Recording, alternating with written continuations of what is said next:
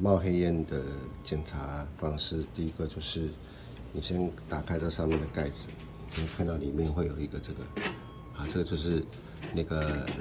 燃烧盘的那个控制，它上下左右看一下，它如果没有在位置上的话，它会卡卡的，正常是要像这样，这如果是正确没有问题，那你就是上盖这个要拿起来，这个就是我们的燃烧筒，燃烧筒它要正确的在那个孔洞上面，有时候这个是在移动的时候掉出来，没有在那个沟槽里面，它就会造成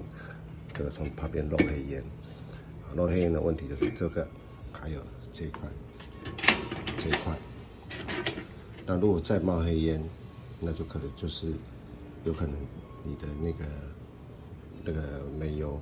跟炉心部，就是炉心部变质，硬化掉，像这一台一样，它就硬化掉。硬化掉我们可能看不太出来，它要有冒黑烟或者是不好点，这都有可能。好，你再试试看，谢谢。